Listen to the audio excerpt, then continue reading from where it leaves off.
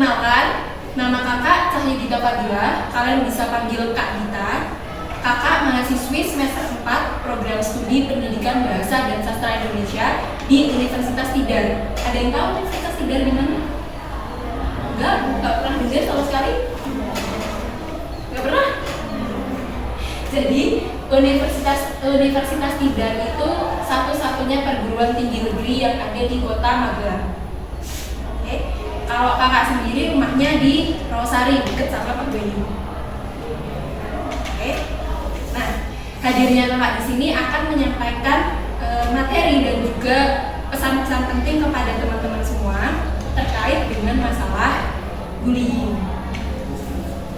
Oke. Ada yang familiar sama kata bullying atau baru pertama kali dengar kata bullying? Sebelumnya udah pernah dengar kata bullying belum? Tahu artinya? Apa? Perundungan. Apalagi selain perundungan? Tapi dari kalian udah pernah dengar ya kata-kata bullying ya? Nah, jadi sebelumnya kakak akan menuliskan poin-poinnya dulu, jadi nanti penyampaian materinya akan runtut dan teman-teman bisa paham. Yang pertama yang akan dibahas yaitu definisi.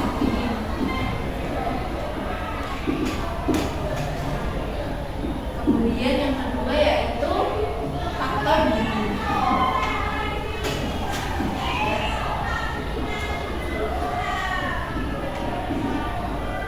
Yang ketiga yaitu kasus bullying.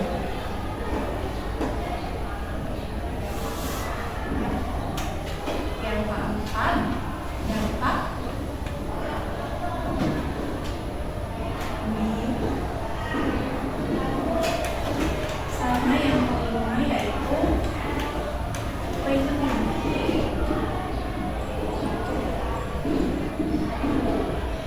atau kesimpulan.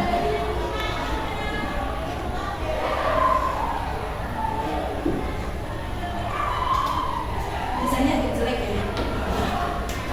Jadi teman-teman, isu bullying adalah salah satu isu yang sering dibicarakan oleh banyak orang, oleh masyarakat, oleh khalayak.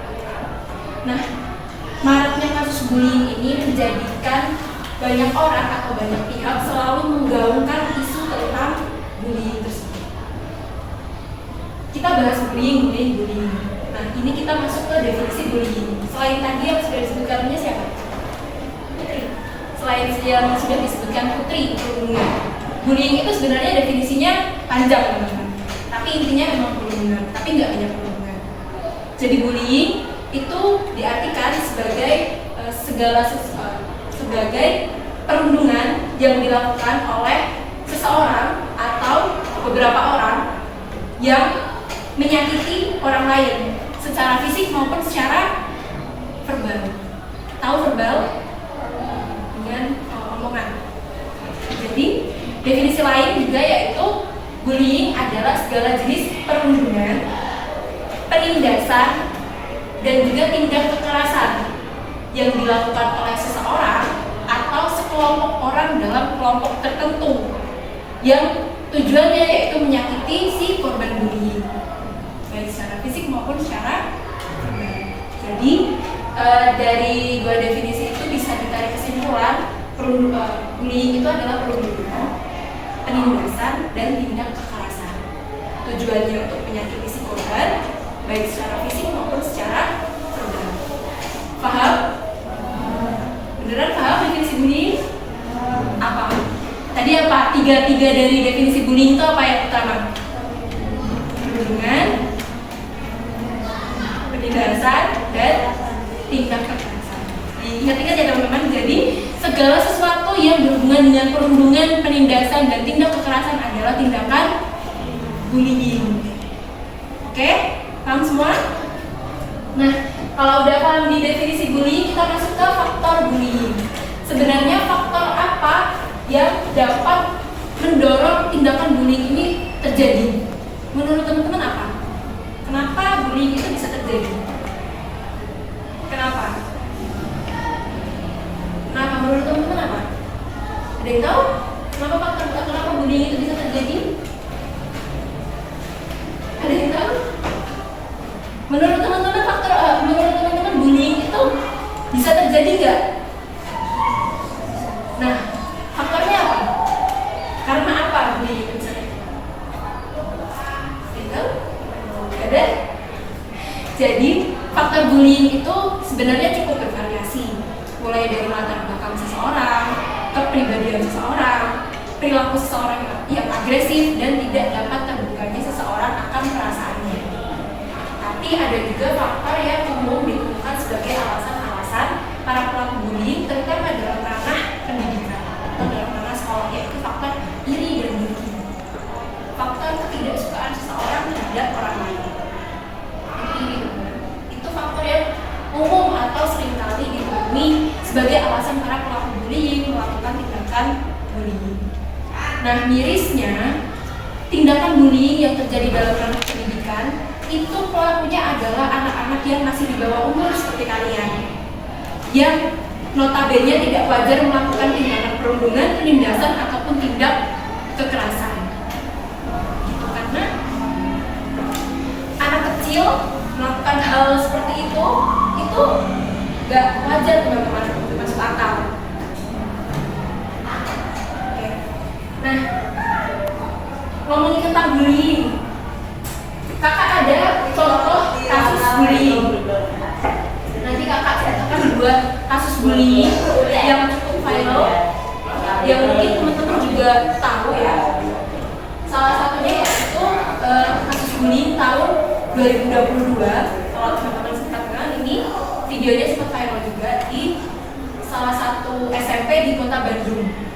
Jadi dalam video itu ada siswa yang duduk di bangku, kemudian oleh siswa lain dikerubungi, di kepalanya dipakaikan helm warna merah. Tahu, ada yang tahu? Sempat lihat video itu tahun 2022 akhir. Setelah dipakaikan helm merah, kepalanya ditendang oleh siswa lain sampai jatuh dari bangku. Setelah itu ditonton, ditertawakan, dan ditendang-tendang. Itu salah satu kasus bullying yang cukup viral waktu tahun 2020. Nah, kasus terbaru itu ada di Maret tahun 2024 lalu. Itu ada kasus di SMP Negeri 3 Mamasa di Sulawesi Barat. Ini perempuan sama perempuan. Kejadiannya memang di luar sekolah, tapi penyelesaiannya ada di dalam sekolah. Jadi kasusnya ada seorang siswi yang menendang dan menjambak rambut siswi lain. Jadi menarik rambut siswi lain. Nah, itu setelah dilakukan klarifikasi dan juga mediasi, alasan pelaku bullying ini melakukan tindakan tersebut adalah karena kesalahpahaman yang memang tidak dirinci lebih lanjut kesalahpahamannya itu seperti apa. Seperti itu. Nah, dari kasus tersebut, teman-teman, apapun alasannya para pelaku bullying itu tidak dapat dibenarkan sama sekali, tidak dapat dinormalisasikan sama sekali apapun alasannya. Kenapa? Karena akan ada dampaknya. Jadi kita berbicara dampak itu terkait dengan korban, dan kita bicara faktor bullying itu tadi terkait dengan pelakunya. Menurut teman-teman, tadi kan udah kakak ceritain 2 kasus bullying ya. Nah, itu menurut teman-teman, dampak apa yang akan timbul atau yang akan muncul kalau seseorang itu menjadi korban bullying? Misal teman-teman, kita bayangin teman-teman dibully, dampak apa yang akan muncul? Frustasi, apa lagi? Takut nggak teman-teman? Takut.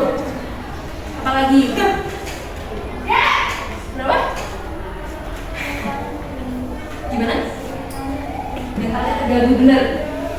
Dampak, kalau kita ngomongin dampak bullying itu pasti nanti kenanya ke kesehatan mental, teman-teman. Jadi dampak bullying yang bisa timbul itu seperti stres, trauma, frustrasi, depresi, kesehatan mentalnya terganggu, dan kecemasan berlebih akan suatu hal yang belum terjadi. Nah, dampak lain ketika pelaku bullyingnya ingin menggunakan kekerasan secara fisik yaitu luka dan cacat. Bahkan dampak yang paling buruk yaitu adalah percobaan bunuh diri dan kematian. Karena itu benar-benar bullying itu tidak dapat dinormalisasikan atau tidak dapat dibenarkan apapun alasannya. Paham? Oke. Nah, terakhir nih teman-teman, kita masuk ke poin penting yang bakal kita sampaikan di sini. Jadi poin penting dari materi ini yaitu pentingnya kita selalu memiliki kesadaran untuk selalu mewaspadai tindakan bullying yang terjadi apalagi di lingkungan sekitar kita. Jangan pernah menormalisasikan apapun tindakan bullying, karena tindakan bullying itu tidak pernah dapat dibenarkan. Seperti itu. Nah, maka punya pengandaian, misal kalian menemukan kasus bullying di sekitar kalian, apa yang akan kalian lakukan? Kalian melihat teman kalian dibully, kalian mau ngapain? Ikut nonton, ikut menjadi pelaku bullying? Enggak kan? Lalu apa yang akan kita lakukan kalau menemukan kasus bullying di sekitar kita? Kenapa? Bantuin korban bisa. Tapi apakah kita punya kuasa untuk membantu korban? Apakah kita mampu untuk menolong korban?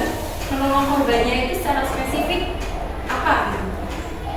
Ya Pak, apa pelakunya disuruh berhenti, pelakunya di bullying balik, atau gimana? Nah, dilaporkan. Melaporkan tindak bullying itu salah satu hal awal yang bisa teman-teman lakukan untuk mencegah terjadinya tindakan bullying. Laporkan. Kalau bullyingnya itu terjadi di ranah sekolah, berarti kita harus lapor ke siapa? Guru, ke guru, wali kelas, guru BK, guru mata pelajaran, staf TU, wakil kepala sekolah, ataupun kepala sekolah. Karena pihak-pihak mereka ini memang pihak-pihak yang berwenang yang ada di sekolahan. Harapannya pihak-pihak tersebut dapat memberikan hukuman kepada pelaku bullying sehingga di masa depan tidak akan ada lagi tindakan bullying yang sama yang terjadi.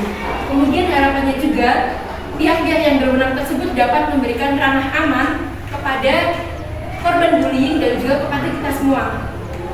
Seperti itu. Nah, jadi teman-teman, sekali lagi jangan pernah menormalisasikan apapun hal yang mengarah kepada tindakan bullying, perundungan, penindasan, dan tindak kekerasan. Jangan pernah menormalisasikan dan jangan pernah membenarkan tindakan tersebut. Jadi kalian harus sadar bercanda tuh batasnya seperti apa. Oke, jangan berlebihan karena tindakan bercanda itu kadang bisa mengarah ke tindakan bullying juga. Apalagi sama teman, enggak kok tadi bercanda, tadi mukulnya juga bercanda pelan-pelan, padahal itu sudah mengarah ke tindakan bullying dan itu tidak dapat dibenarkan. Oke? Jadi mari saling membantu, mari saling menolong, dan mari saling menciptakan lingkungan hidup yang bebas dari tindakan bullying. Sanggup? Sanggup? Mampu? Mau? Janji ya, kalau ada tindakan bullying yang ada di sekitar kita, di sekitar kalian, di ranah sekolah, laporkan. Oke? Yakin? Beneran? Janji? Baik. Sekiranya itu saja yang dapat kakak sampaikan. Kurang dan lebihnya mohon maaf. Wassalamualaikum warahmatullahi wabarakatuh.